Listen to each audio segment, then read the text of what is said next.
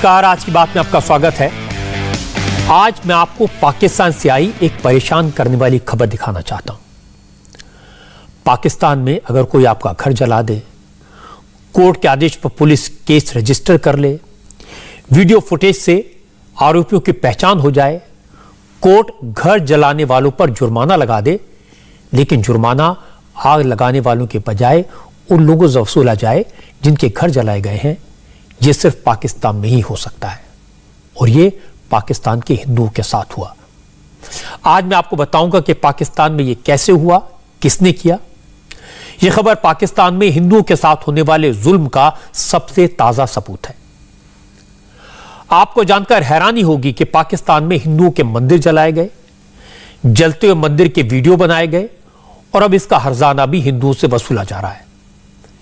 जिन्होंने यह मंदिर जलाए वो हिंदू नहीं थे, उनकी पहचान हो गई थी। पाकिस्तान के सुप्रीम कोर्ट ने इन मंदिर जलाने वालों पर 3 करोड़ रुपए से ज्यादा का जुर्माना लगाया था, लेकिन अब यह सारा हर्जाना, यह सारा जुर्माना हिंदुओं से वसूला जा रहा है। हिंदू कमेटी 30 लाख रुपए भर चुकी है। बाकी के 2 करोड़ 70 लाख का इंतजाम करने के लिए मोहलत मांगी है, क्योंकि हिंदुओं की इतनी हैसियत नहीं है कि पूरा मोहल्ला मिलकर भी 3 करोड़ का इंतजाम कर सके। आपको आश्चर्य हो रहा होगा, लेकिन पाकिस्तान की सरकार, वहां की पुलिस और वहां की आवाम को बिल्कुल हैरानी नहीं है, क्योंकि पाकिस्तान में होना यह आम बात है। आप इस पूरी खबर की डिटेल सुनेंगे तो आपको अंदाजा होगा कि पाकिस्तान में माइनॉरिटीज का, अकलियतों का क्या हाल है, वो कैसे कैसे हालात का सामना करते हैं, कैसे कैसे जुल्म सहने को मजबूर हैं। इस वक्त जो तस्वीर आपके सामने है वो पाकिस्तान के एक अखबार द एक्सप्रेस ट्रिब्यून की है। यह अखबार कराची से छपता है और जिस खबर का जिक्र मैंने आपसे किया वो इसी अखबार में छपी है। इस स्टोरी की हेडलाइन है, हिंदूज टू पे फाइन्स फॉर 11 टेंपल अटैकर्स। यानी जिन लोगों ने पाकिस्तान में मंदिरों को तोड़ा, जिन लोगों को मंदिर तोड़ने के जुर्म में अरेस्ट किया गया, जिन पर कोर्ट ने फाइन लगाया, उन मुजरिमों के बदले जुर्माने की रकम पाकिस्तान में रहने वाले हिंदुओं को भरनी पड़ेगी। यह फरमान उस इलाके के मौलवी ने सुनाया जिस इलाके में हिंदुओं के मंदिर को आग के हवाले किया गया था।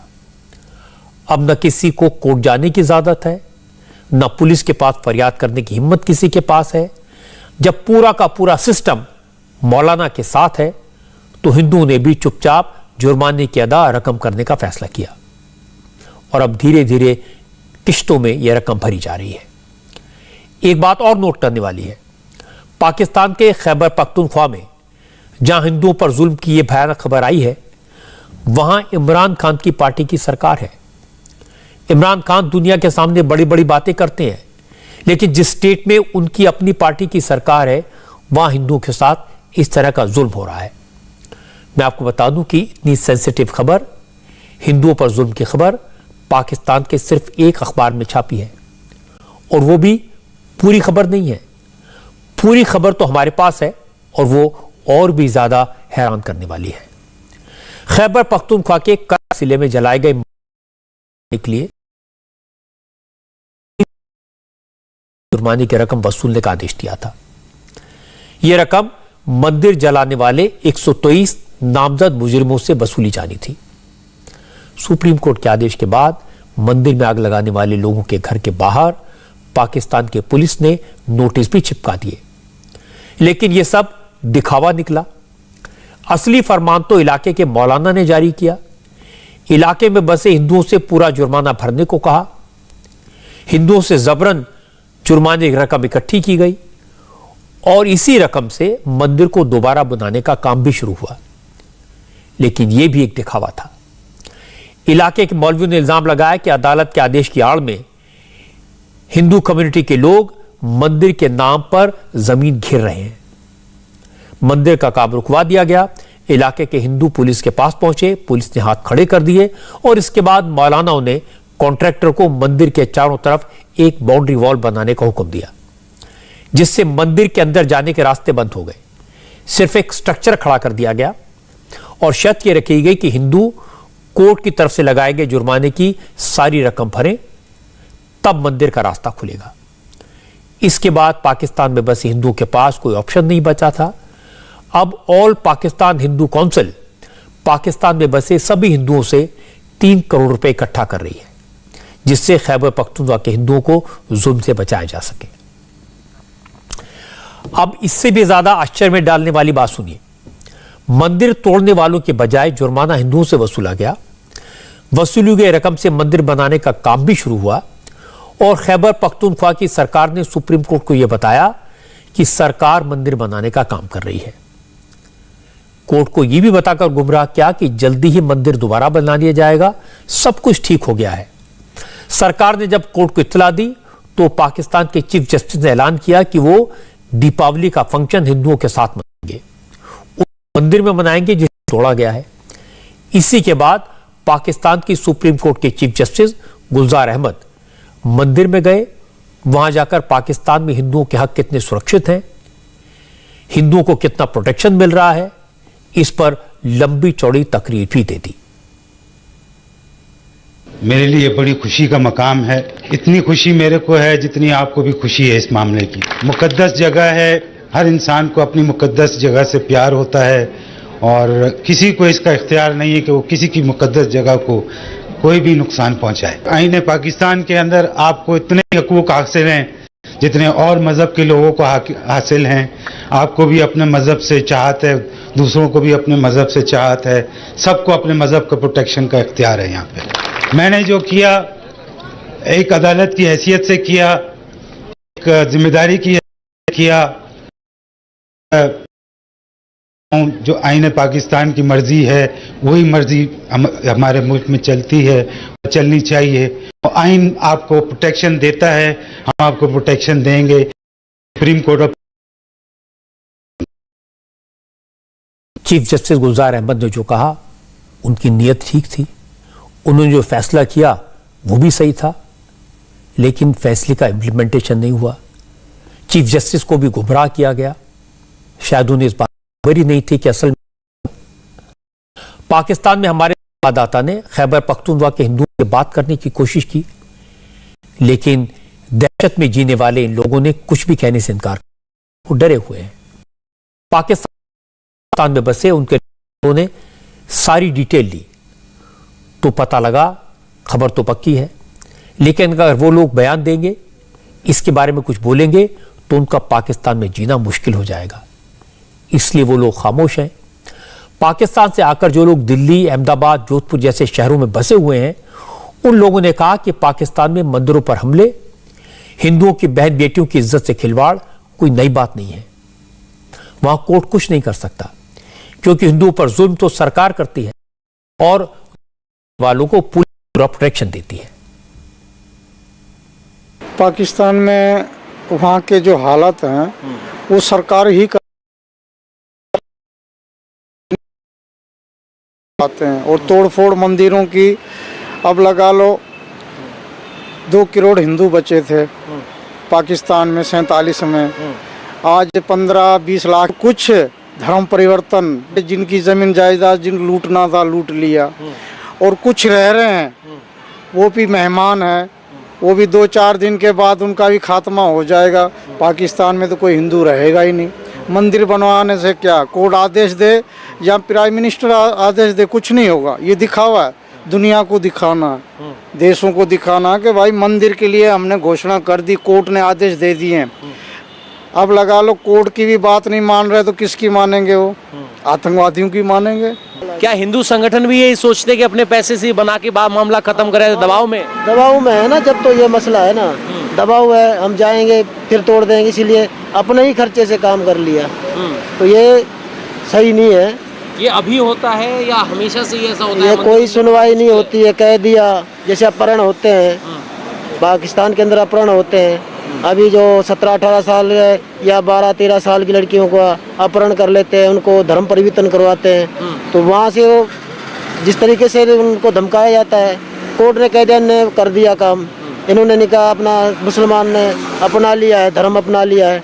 ऐसा कुछ नहीं है। वो जो जबरदस्ती है, जैसे बोलते हैं कि इनको अपना माँ बाप को धमका देते हैं, मार देंगे, ये कर देंगे, वो देंगे, कुछ सुनवाई नहीं होने वाली है। पाकिस्तान में हिंदू पर जुल्म हो हिंदुओं के मंदिर तोड़े जाएं, गुरुद्वारे तोड़े जाएं, चर्चेस पर हमला हो, बहु बेटियों को किडनैप किया जाए, लड़कियों को जबरदस्ती इस्लाम कबूल करवाकर उनकी शादी मुस्लिम लड़कों से करवा दी जाए, ये बात जग जाहिर है, सब जानते हैं। पाकिस्तान में माइनॉरिटीज पर जुल्म होता है, 70 साल से हो रहा है, ये बात भी पूरी दुनिया को मालूम है। लेकिन पाकिस्तान की सुप्रीम कोर्ट मामले का खुद नोटिस ले, दोषियों की पहचान करे, उन पर मुकदमा चलाए, फिर उन पर जुर्माना लगाए और जुर्माना न भरने पर मुजरिमों की संपत्ति को कुर्क करने का आदेश दे, जुर्माने की रकम से जले हुए मंदिर को फिर से बनाने का ऑर्डर दे और सुप्रीम कोर्ट के जज खुद हिंदुओं के साथ दीपावली मनाने की बात करें तो न्याय की उम्मीद तो जगेगी। लेकिन सोचिए उस वक्त खैबर पख्तूनख्वा के हिंदुओं पर क्या बीती होगी जब मंदिर जलाने वाले मुजरिमों के बजाय हिंदुओं से ही जुर्माना वसूला गया। उसी रकम से मंदिर पर दीवार खड़ी कर दी गई और फिर उसी मंदिर में सुप्रीम कोर्ट ने जज को भेजा और जज ने वहां आकर दिए जलाए। पाकिस्तान के हिंदुओं को न्याय की उम्मीद तो उसी वक्त जो जरा बहुत बची थी दीपक की लौ में जल गई होगी।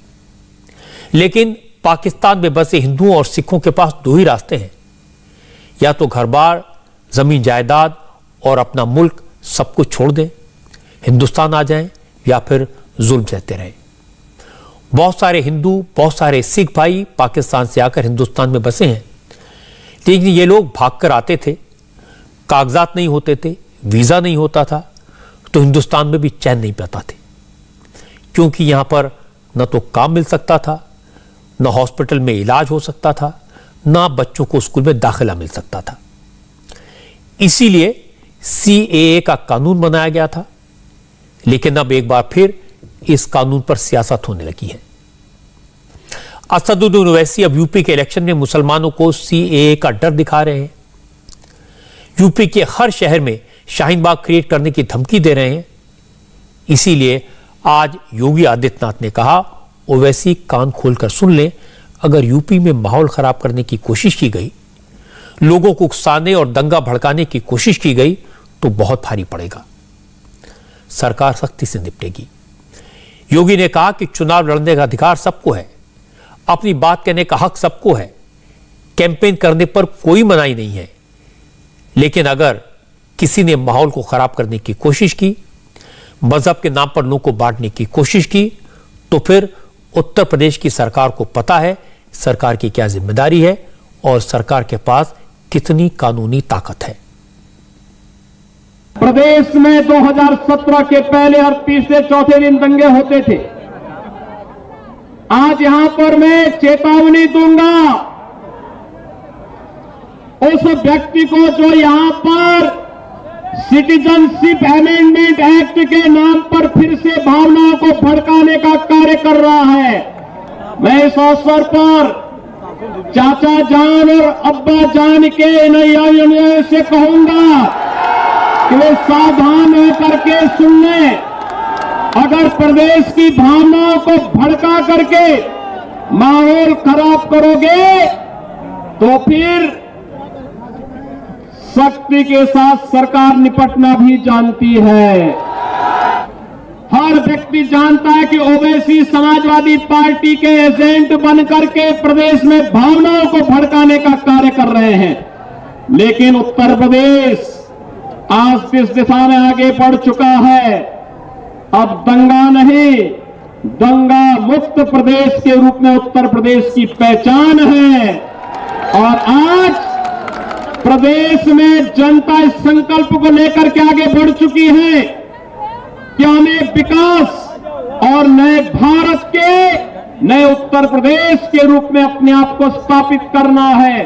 उत्तर प्रदेश में अब दंगों के लिए नहीं, माफियाओं की सरपरस्त सरकार नहीं, माफियाओं की छाती पर बुलडोजर चलाने वाली सरकार आज प्रदेश के अंदर कार्य कर रही है। योगी आदित्यनाथ कानपुर में बीजेपी के बूथ लेवल के कार्यकर्ताओं को संबोधित कर रहे थे। मंच पर बीजेपी अध्यक्ष जेपी नड्डा भी थे। योगी के बाद नड्डा बोले, उन्होंने भी जिन्ना का नाम लेने वालों पर हमला बोला। असल में अखिलेश यादव ने कुछ दिन पहले नेहरू और पटेल की तुलना मोहम्मद अली जिन्ना से की थी। इसीलिए आज नड्डा ने कहा, इस बार यूपी के राष्ट्रवादी लोग जिन्ना को याद करने वालों को मुंह तोड़ जवाब देंगे। हम राष्ट्रपति पटेल गांधी को याद करते हैं और उनको आज भी जिन्ना याद आता है। तो याद करो, ये आजाद भारत में कैसे नेता देख रहे हैं। पटेल ने देश को छोड़ा, रियासतों को छोड़ करके एक समृद्धशाली भारत बनाया।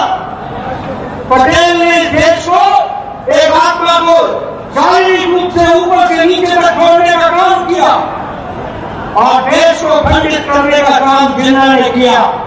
और आज जो लोग जिन्ना को याद करते हैं, उनको चुनाव में मुंह तोड़ जवाब देना, ये राष्ट्रवादी ताकतों का काम होता है। आजकल बीजेपी के नेता अखिलेश यादव को जिन्नावादी कहते हैं, इसलिए योगी और नड्डा दोनों ने राष्ट्रवादी बनाम जिन्नावादी की बात की। हमला सीधे अखिलेश यादव पर था, लेकिन समाजवादी पार्टी के नेताओं ने इस पर रिएक्ट नहीं किया। अखिलेश यादव ने अपनी पार्टी के सारे नेताओं से कहा कि बीजेपी के नेताओं के हमलों का जवाब नहीं देना है, जिन्ना का नाम अब नहीं लेना है। इसलिए समाजवादी पार्टी के नेता तो खामोश रहे, लेकिन बीजेपी के नेता अखिलेश के साथ साथ असदुद्दीन ओवैसी को भी निशाना बनाते हैं और ओवैसी इस तरह के हमलों पर चुप नहीं रहते। उन्होंने जवाब दिया और चूंकि आज योगी ने ओवैसी का नाम लेकर कहा कि अगर ओवैसी ने माहौल को खराब करने की कोशिश की, लोगों को भड़काने की कोशिश की, तो सरकार सख्ती करेगी। ओवैसी ने तुरंत जवाब दिया। हालांकि ओवैसी आज महाराष्ट्र में थे, इसलिए इशारों में बात की। सोलापुर में ओवैसी ने कहा कि बीजेपी वालों के चक्कर में मत पड़ना। महाराष्ट्र के इलेक्शन में शरद पवार और राहुल गांधी भी यही कहते थे, ओवैसी बीजेपी की बी टीम है। लेकिन इलेक्शन के बाद अजीत पवार 48 घंटे के लिए बीजेपी के साथ भाग गए। इसके बाद शरद पवार उद्धव ठाकरे को सेक्युलर बताने लगे। ओवैसी ने कहा कि उद्धव ठाकरे ने तो असेंबली में खड़े होकर कहा था, बाबरी मस्जिद शिवसेना ने गिराई, और एनसीपी कांग्रेस के नेता चुपचाप सुनते रहे। ओवैसी ने मुसलमानों से कहा, अब खुद को सेक्युलर कहने वालों पर भरोसा मत करो, अपनी अकल लगाओ। कांग्रेस और राष्ट्रवादी ने बार बार सिर्फ यही कहा था, असदुद्दीन ओवैसी बी टीम है और बीजेपी शिवसेना को वोट मत दो वरना मोदी आ जाएगा।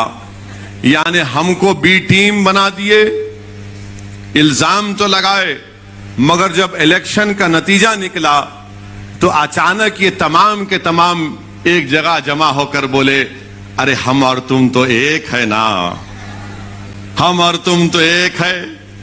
एक का नाम राहुल है, एक का नाम पवार है, एक का नाम ठाकरे, अपन एक है, एक हो जाएंगे। एक हो गए।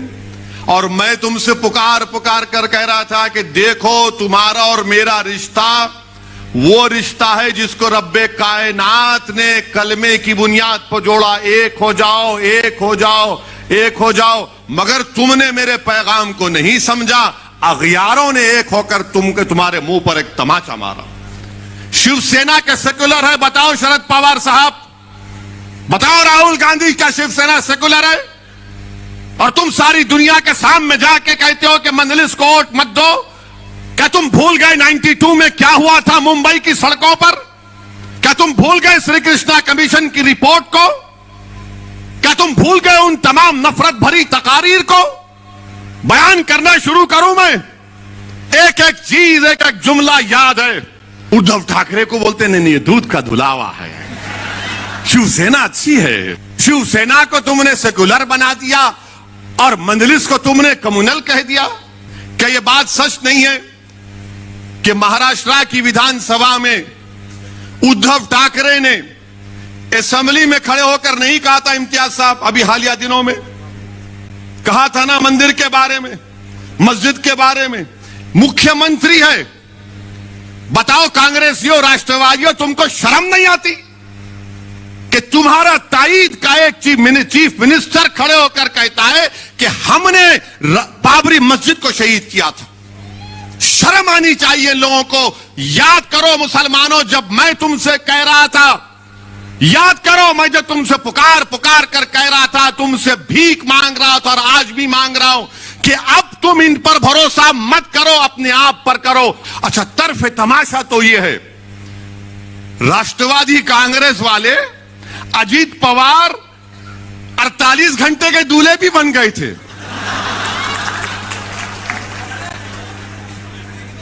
48 घंटे का कोई दूल्हा बनता है? अजीत पवार और फडणवीस मिलकर शादी कर लिए। अब इसमें दुल्हन कौन थी नहीं मालूम, पवार साहब बताएंगे। हम तो दूल्हे भाई हमेशा के लिए, हमको नहीं मालूम। असल में महाराष्ट्र में ओवैसी अब मुस्लिम आरक्षण का मुद्दा उठा रहे हैं। महाराष्ट्र में मुसलमानों की बात करेंगे, अयोध्या का नाम लेंगे, राम मंदिर का मुद्दा उठाएंगे, बाबरी मस्जिद की याद दिलाएंगे। वो जानते हैं इस सब का असर यूपी में भी होगा। इसलिए ओवैसी ने मुस्लिम आरक्षण की मांग को लेकर मुंबई चलो का नारा दिया है। 11 दिसंबर को मुंबई में बड़ा जलसा करेंगे, लेकिन उनकी नजर यूपी पर है। ओवैसी ने कहा कि मुसलमानों को जिन्ना परस्त बताकर उनका अपमान किया जा रहा है। हकीकत है कि जो मुसलमान हिंदुस्तान में रुके, उन्होंने जिन्ना का विरोध किया था, हिंदुस्तान को अपना वतन माना। अब मुसलमानों की देशभक्ति पर सवाल उठाने वालों के खिलाफ एकजुट होना होगा। आपको जानकर तकलीफ होगी कि हमारे मराठा भाइयों के पास 3 रूम के कमरे 20% लोगों के पास है। 2 रूम का घर 48% लोगों के पास है। 4 रूम का घर 8% लोगों के पास है। 5 से ज्यादा कमरे का घर 3% लोगों के पास है। मेरे पास क्या है? मेरे पास सेकुलरिज्म है, मेरे पास धोखा है। मेरे दादा को धोखा दिए, उनके बाप को दिए, मेरे बाबा को धोखा दिया, अब तुमको धोखा दे रहे हो। नौजवानों, कल मुस्तकबिल तुम्हारा होगा, तुमको अपना हक हासिल करना पड़ेगा। तुम्हारे वालिद ने तकालीफ उठाई, तुम्हारे दादा ने तकालीफ उठाई। हमने जिन्ना के पैगाम को ठुकराया, हमने भारत को अपना वतन माना और मानते रहेंगे। हमने संविधान को माना मगर जमहूरियत को माना। यह कौन सी जमहूरियत है कि आप मुझे गरीब रख रहे हैं? ओवैसी तकरीर जबरदस्त होती है। उन्होंने कुछ और फिगर्स दिए। कहा 2/3 मुसलमानों के पास पक्का घर नहीं है, अभी भी कच्चे घरों में रहते हैं।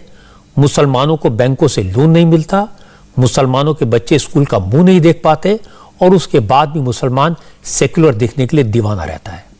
ओवैसी ने कहा अब सेक्युलरिज्म का झंडा एनसीपी, कांग्रेस और समाजवादी पार्टी जैसे दलों को उठाने दो। मुसलमानों को सत्ता में हिस्सेदारी के लिए कम्युनल हो जाना चाहिए। मुसलमान जो कच्चे घरों में रहता है वो 67% है। महाराष्ट्र में 67% मुसलमान कच्चे घरों में रहता है। तुम्हारे घर नहीं है और तुम सेकुलरिज्म की बात करते हो। मुझे उस बात का गुस्सा आता है। मुझे इन गैरों से, इन दुश्मनों से शिकवा नहीं है, मुझे अपने भाइयों से शिकवा है। मुझे वोट मत दो मगर ये जुल्म को तो खत्म करो, ये नाइंसाफी को तो खत्म करो। मेरा हक तो मुझे दो, मुझे इज्जत की जिंदगी दो और मौत में भी इज्जत दो। मेरे नौजवानों का मुस्तकबिल दो, मेरे बच्चों को स्कूल दो, मुझे एक मुकाम दो। मैं आसमान से तारे तोड़ने के लाने की बात नहीं कर रहा हूं। ये सब क्या है फिर? मैं कब तक इन घरों में रहूंगा? और आपके पास पक्का घर कितने मुसलमानों के पास? 31%। 31% ये डेटा है। आप अब अभी बताओ आप क्या करेंगे अब आप? इसीलिए मजलिस इत्तेहादुल मुस्लिमीन ने तय किया कि रिजर्वेशन मुसलमान के लिए जरूरी है। महाराष्ट्र के नहीं दोगे रिजर्वेशन, किसको देगो फिर? ओवैसी मुसलमानों से वो बात कहते हैं जो सीधे दिल में उतरती है। इसीलिए बाकी दल परेशान है। कुछ दिन पहले अखिलेश यादव ने ओवैसी को बीजेपी की बी टीम बताया था। आज योगी ने ओवैसी को समाजवादी पार्टी की बी टीम बता दिया। लेकिन मुझे लगता है कि ओवैसी ना किसी की ए टीम है ना किसी की बी टीम है। वो अपने दम पर खड़े हैं। महाराष्ट्र में और बिहार में उन्होंने साबित भी किया है। अब अखिलेश यादव की चिंतफर्ड मुसलमानों के पास पक्का घर नहीं है, अभी भी कच्चे घरों में रहते हैं। मुसलमानों को बैंकों से लोन नहीं मिलता, मुसलमानों के बच्चे स्कूल का मुंह नहीं देख पाते और उसके बाद भी मुसलमान सेक्युलर देखने के लिए दीवाना रहता है। ओवैसी ने कहा अब सेक्युलरिज्म का झंडा एनसीपी, कांग्रेस और समाजवादी पार्टी जैसे दलों को उठाने दो। मुसलमानों को सत्ता में हिस्सेदारी के लिए कम्युनल हो जाना चाहिए। मुसलमान जो कच्चे घरों में रहता है वो 67% है। महाराष्ट्र में 67% मुसलमान कच्चे घरों में रहता है। तुम्हारे घर नहीं है और तुम सेक्युलरिज्म की बात करते हो। मुझे उस बात का गुस्सा आता है। मुझे इन गैरों से, इन दुश्मनों से शिकवा नहीं है, मुझे अपने भाइयों से शिकवा है। मुझे वोट मत दो, मगर ये जुल्म को तो खत्म करो, ये नाइंसाफी को तो खत्म करो। मेरा हक तो मुझे दो, मुझे इज्जत की जिंदगी दो और मौत में भी इज्जत दो। मेरे नौजवानों का मुस्तकबिल दो, मेरे बच्चों को स्कूल दो, मुझे एक मुकाम दो। मैं आसमान से तारे तोड़ने के लाने की बात नहीं कर रहा हूं। ये सब क्या है फिर? मैं कब तक इन घरों में रहूंगा? और आपके पास पक्का घर कितने मुसलमानों के पास? 31%। 31% ये डेटा है। आप अब अभी बताओ आप क्या करेंगे अब आप? इसीलिए मजलिस इत्तेहादुल मुस्लिमीन ने तय किया कि रिजर्वेशन मुसलमान के लिए जरूरी है। महाराष्ट्र के नहीं दोगे रिजर्वेशन, किसको देगो फिर? ओवैसी मुसलमानों से वो बात कहते हैं जो सीधे दिल में उतरती है। इसीलिए बाकी दल परेशान हैं। कुछ दिन पहले अखिलेश यादव ने ओवैसी को बीजेपी की बी टीम बताया था। आज योगी ने ओवैसी को समाजवादी पार्टी की बी टीम बता दिया। लेकिन मुझे लगता है कि ओवैसी ना किसी की ए टीम है ना किसी की बी टीम है। वो अपने दम पर खड़े हैं। महाराष्ट्र में और बिहार में उन्होंने साबित भी किया है। अब अखिलेश यादव की चिंता यह है कि कहीं ओवैसी उत्तर प्रदेश में मुस्लिम वोटों का बंटवारा ना कर दें। असल में सारी पार्टियां अपने आप को मुसलमानों का दोस्त बताती हैं और ओवैसी मौका मिलते ही दिखाते हैं कि हर किसी की थाली में छेद है। वो याद दिलाते हैं कि राहुल गांधी इस बात का क्या जवाब देंगे कि उन्होंने शिवसेना के साथ मिलकर सरकार बनाई है। शरद पवार ओवैसी की इस बात का क्या जवाब देंगे कि भतीजे अजीत ने बीजेपी के साथ मिलकर 48 घंटे के लिए सरकार बनाई थी। ओवैसी याद दिलाते हैं कि यूपी में मायावती ने बीजेपी के साथ मिलकर 2-2 बार सरकार बनाई। अखिलेश यादव से पूछते हैं कि उन्होंने कल्याण सिंह को समाजवादी पार्टी में शामिल क्यों किया था। और इन सारी बातों के आधार पर ओवैसी मुसलमानों से कहते हैं कि सिर्फ वही मुसलमानों के हक की लड़ाई लड़ सकते हैं। जहां तक अखिलेश यादव का सवाल है, वो ऐसी किसी बात का जवाब नहीं देना चाहते। वो तो अब छोटे छोटे दलों के साथ अपनी टीम बनाने में लगे हैं। आज अखिलेश यादव ने राष्ट्रीय लोकदल के अध्यक्ष जयंत चौधरी से मुलाकात की। हालांकि यूपी में यह चर्चा कई दिन से है कि समाजवादी पार्टी राष्ट्रीय लोकदल के साथ अलायंस करेगी, लेकिन फिलहाल इसका ऑफिशियल अनाउंसमेंट नहीं हुआ है। मीटिंग के बाद अखिलेश और जयंत चौधरी दोनों ने ट्विटर पर 2 तस्वीरें शेयर की। अखिलेश यादव ने तस्वीर के साथ कैप्शन में लिखा, जयंत चौधरी जी के साथ बदलाव की ओर। जयंत चौधरी ने तस्वीर के साथ सिर्फ 2 शब्द लिखे, बढ़ते कदम। अब दोनों पार्टियों के कार्यकर्ता इस बात का अंदाजा लगाने में लगे हैं कि समझौता हो गया या नहीं, या सिर्फ सीटों की संख्या का ऐलान होना बाकी है। अखिलेश यादव इस बार इलाकों के हिसाब से जातिगत समीकरण बिठाने की कोशिश में लगे हुए हैं। पूर्वांचल में राजभर जाति का प्रभाव है, तो वहां ओम प्रकाश राजभर से अलायंस कर लिया। अखिलेश को लगता है कि पश्चिमी उत्तर प्रदेश में किसान आंदोलन के कारण जाट बीजेपी से नाराज हैं, इसलिए उन्होंने जयंत चौधरी से हाथ मिलाया है। इसी तरह वो निषादों के वोट पाने के लिए जलवंशी जैसी छोटी छोटी पार्टियों से संपर्क कर रहे हैं। चाचा शिवपाल भी साथ आएंगे।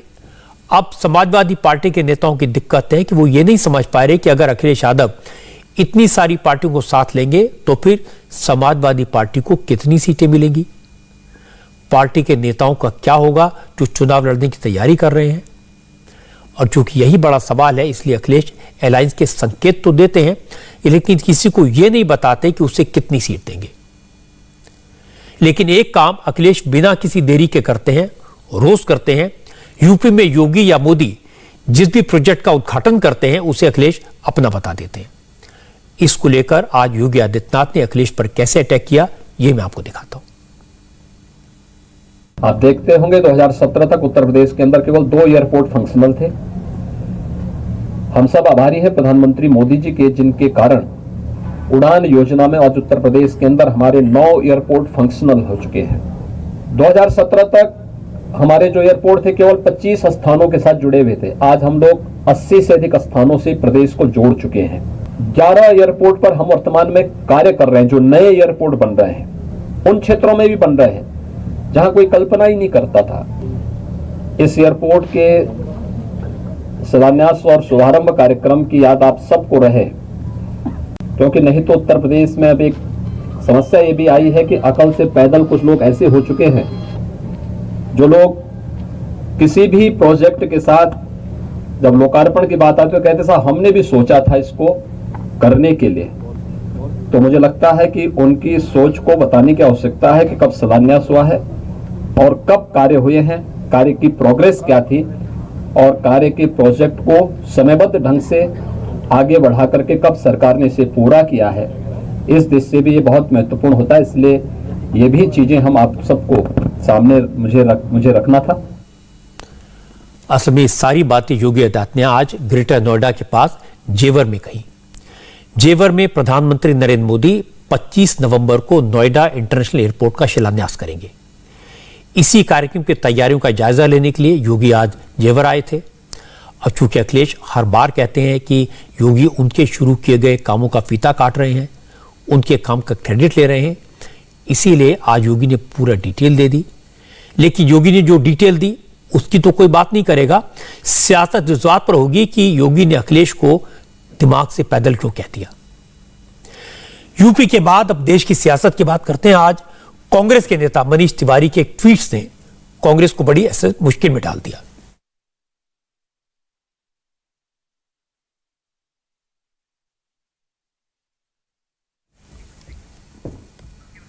कांग्रेस के नेताओं को जवाब देना मुश्किल हो रहा है। मनीष तिवारी ने आज अपनी नई किताब का एक पन्ना ट्वीट किया। किताब का नाम है 10 फ्लैश पॉइंट्स 20 ईयर्स। आज जो पन्ना मनीष तिवारी ने ट्वीट किया उसमें जो लिखा है उसका मतलब है कि 26/11 मुंबई अटैक के बाद उस वक्त की कांग्रेस सरकार ने पाकिस्तान पर एयर स्ट्राइक करने की हिम्मत नहीं दिखाई। एयरफोर्स तैयार थी लेकिन सरकार ने हमारी फौज के हाथ बांध दिए। मनीष तिवारी ने लिखा कि जिस देश को सैकड़ों निर्दोष लोगों की निर्मम हत्या पर कोई पछतावा नहीं है, उसके प्रति संयम दिखाना ताकत का नहीं कमजोरी का प्रतीक माना जाता है। ऐसा समय भी आता है जब बोलने से ज्यादा जवाबी एक्शन जरूरी हो जाता है। 26/11 आतंकी हमला वैसा ही एक वक्त था जब एक्शन होना चाहिए था। उन्होंने लिखा कि मेरा यह मानना है कि मुंबई हमले के बाद भारत को तेजी से जवाबी कार्रवाई करनी चाहिए थी। आपको याद होगा 26 नवंबर 2008 को मुंबई में पाकिस्तानी आतंकवादियों ने हमला किया था। आतंकवादियों को पाकिस्तान से निर्देश मिल रहे थे। इसके पूरे सबूत हमारे पास हैं।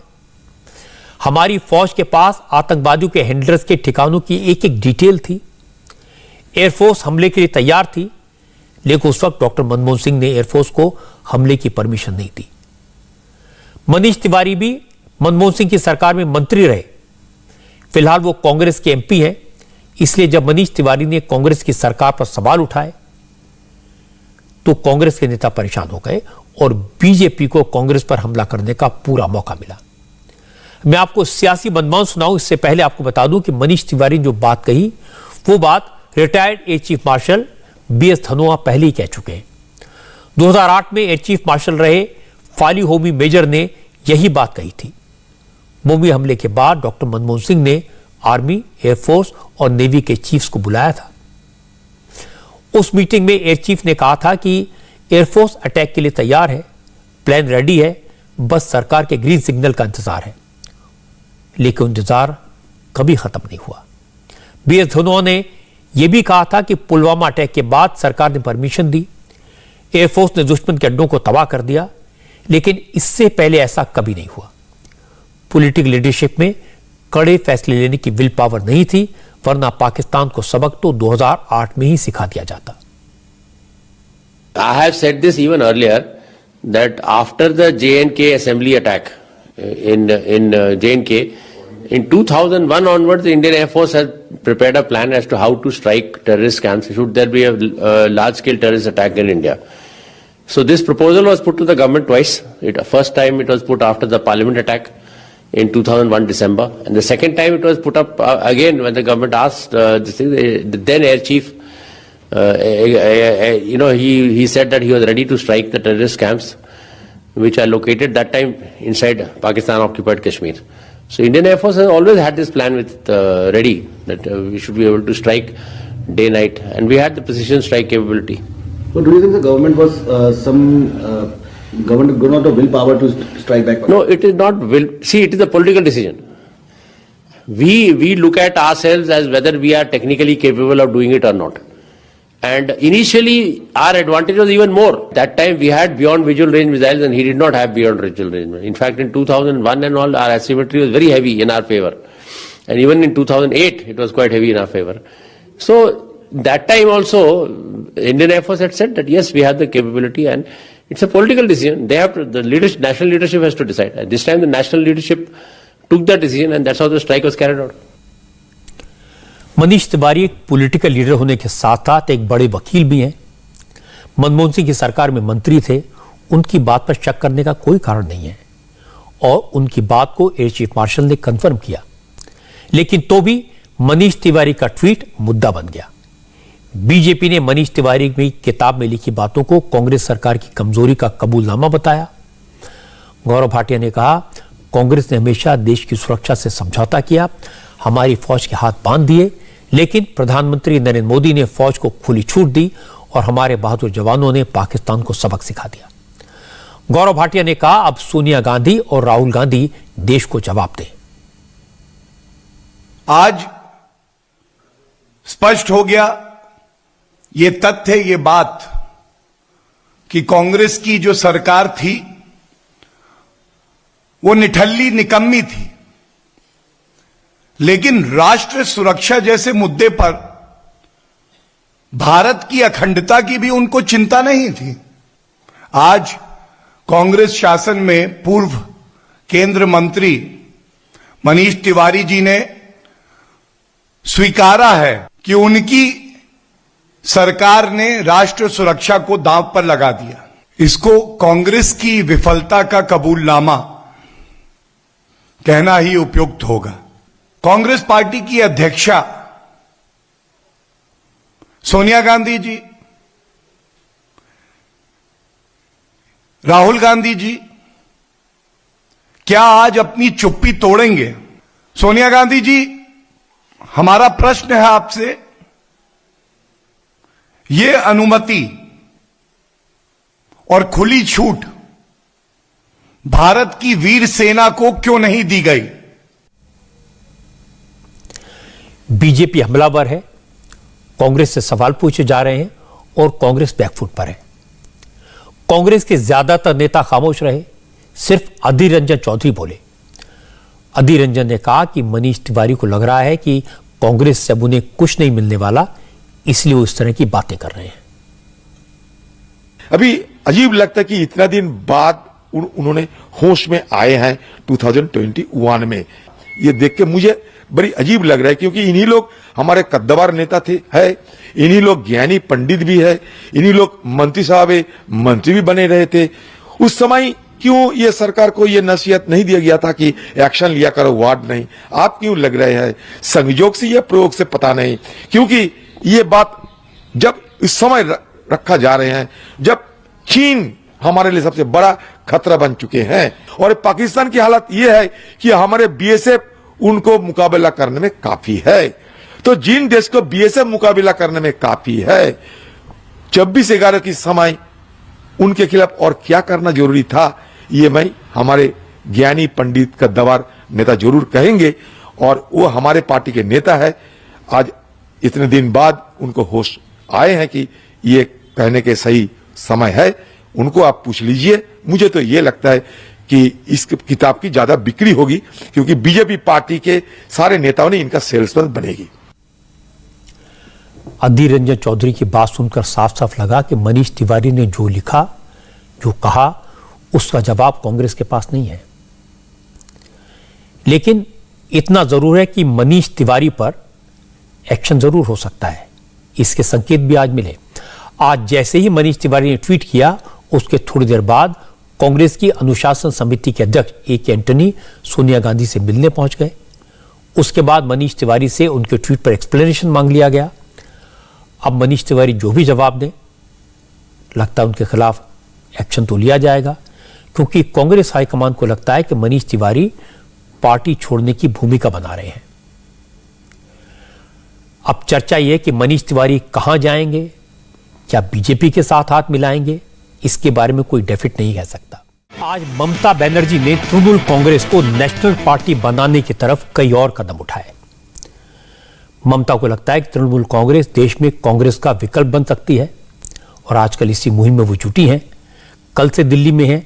आज उन्होंने हरियाणा, बिहार और झारखंड के कुछ बड़े नेताओं को तृणमूल कांग्रेस में शामिल किया। पिछले लोकसभा चुनाव में कांग्रेस में शामिल हुए कीर्ति आजाद आज कांग्रेस छोड़कर ममता के साथ आ गए। कीर्ति आजाद को कांग्रेस ने लोकसभा इलेक्शन में धनबाद से उम्मीदवार बनाया था। कीर्ति आजाद के अलावा राहुल गांधी के करीबी माने जाने वाले हरियाणा के नौजवान नेता अशोक तंवर ने भी कांग्रेस छोड़कर तृणमूल कांग्रेस ज्वाइन कर ली। अशोक तंवर का तृणमूल कांग्रेस में जाना कांग्रेस के लिए बड़ा झटका है।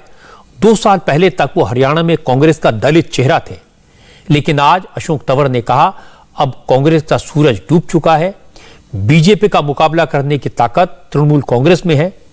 राहुल गांधी के बजाय देश के लोग ममता बनर्जी को मोदी का विकल्प मानते हैं।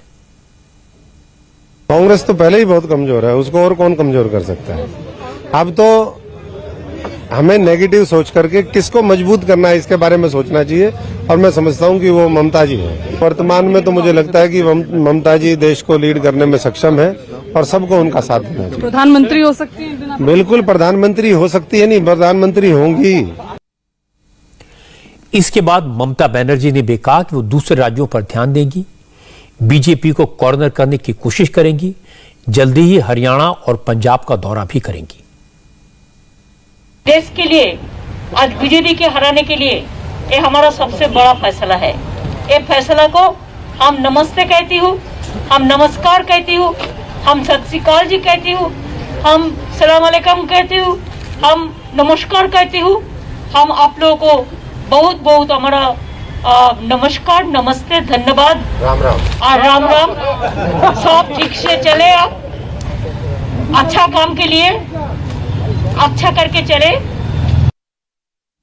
आप लोगों ने सब मिलजुल के करके जब तैयार करेंगे मीटिंग, तो मैं हरियाणा जाने चाहती हूँ। हरियाणा हमारा घर का नजदीक है, इतना दूर नहीं है। दिल्ली हरियाणा एक ही है, दिल्ली हरियाणा राजस्थान पंजाब एक ही है, कोई डिफरेंस नहीं है। तो मैं भी जितना जल्दी अशोक जी मेरे को बुलाएंगे इतना जल्दी हम हरियाणा में आएंगे। लेकिन कोई भी नेता कितना भी बड़ा क्यों ना हो, पार्टी के वर्कर कभी कभी उनके लिए एम्बैरेसमेंट क्रिएट कर देते हैं। जब ममता दिल्ली में दूसरी पार्टी के नेताओं को अपनी पार्टी में शामिल करवा रही थी, उस वक्त बंगाल में ममता बनर्जी की अपनी पार्टी के वर्कर्स आपस में भिड़ गए। वेस्ट बंगाल के बीरभूम में ममता बनर्जी के पार्टी के कार्यकर्ता एक दूसरे से लड़ते नजर आए। शुरुआत टीएमसी के वर्कर्स के 2 गुटों के बीच हाथापाई से हुई, लेकिन बहुत जल्द बम चलने लगे, जिसमें कई लोग घायल हो गए। असल में टीएमसी वर्कर्स की एक टीम सर्वे के लिए गई थी, लेकिन दूसरे गुट को यह बात पसंद नहीं आई। दोनों गुट इलाके पर अपना दबदबा कायम करना चाहते हैं। जब मारपीट से फैसला नहीं हो पाया तो बात बम फेंकने तक पहुंच गई।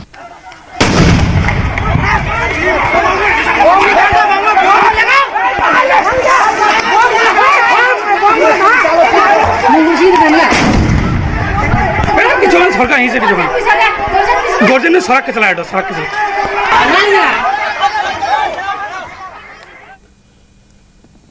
ये सही है कि ममता बनर्जी को जब वर्कर्स की इस झगड़े के बारे में पता चलेगा तो उसे टैकल करेंगी। वो पश्चिम बंगाल के चप्पे चप्पे को जानती हैं, लेकिन नेशनल लेवल पर ममता बनर्जी जिस तरह से अपनी पार्टी का विस्तार कर रही हैं, जिस स्पीड से उनकी पार्टी में कांग्रेस के नेता शामिल हो रहे हैं, उससे लगता है कि नेशनल लेवल पर ममता बनर्जी कांग्रेस के लिए बड़ा चैलेंज बन सकती हैं। अच्छी खबर यह है कि देश भर में कोरोना के मामले लगातार घट रहे हैं। आज देश भर में कोरोना के सिर्फ 7,500 केसेस सामने आए। ये फिगर 543 दिन में 543 डेज में सबसे कम है। लेकिन इसके साथ साथ एक चिंता भरी खबर आई। जयपुर के एक स्कूल में 12 बच्चे कोरोना पॉजिटिव पाए गए हैं। राजस्थान में 1 महीने पहले भी बच्चों के स्कूल खोले गए थे और अब एक ही स्कूल में 12 बच्चे कोरोना पॉजिटिव होने की खबर ने पेरेंट्स को परेशान कर दिया है। इसी महीने अब तक जयपुर के 3 स्कूलों में 22 स्टूडेंट्स कोरोना पॉजिटिव पाए गए हैं। पिछले दिनों जयपुर में ही 28 साल के एक बच्चे की कोरोना से मौत हो गई थी। राजस्थान के अलावा उड़ीसा से बुरी खबर आई है। उड़ीसा के सुंदरगढ़ में एक सरकारी स्कूल की 53 छात्राएं कोरोना पॉजिटिव पाई गई हैं। उड़ीसा के हेल्थ ऑफिशियल ने बताया कि पूरे स्टेट में इस महीने 70 बच्चे कोरोना पॉजिटिव मिले हैं। उड़ीसा के संबलपुर जिले में एमबीबीएस के 22 स्टूडेंट्स भी कोविड पॉजिटिव पाए गए हैं। स्कूलों में बच्चों का कोरोना पॉजिटिव होना बहुत चिंता की बात है, लेकिन जैसा मैंने आपको बताया कि हमारे देश में कुल 7,500 नए केसेस मिले हैं और इनमें से भी 5,000 मामले अकेले केरल से हैं।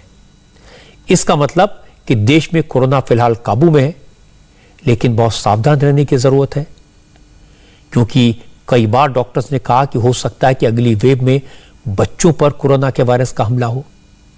और वैसे भी जर्मनी, ऑस्ट्रिया, रशिया और ब्रिटेन से जो खबरें आई हैं वो चिंता में डालने वाली है। यहां लोगों ने लापरवाही की, कोरोना को हल्के में लिया और अब इन देशों में कोरोना फिर से तबाही मचा रहा है और फिर से लॉकडाउन लगाना पड़ा है। इंडिया टीवी हर वक्त हर जगह डाउनलोड करने के लिए सर्च करें India TV news Google play store या ऐप स्टोर पर।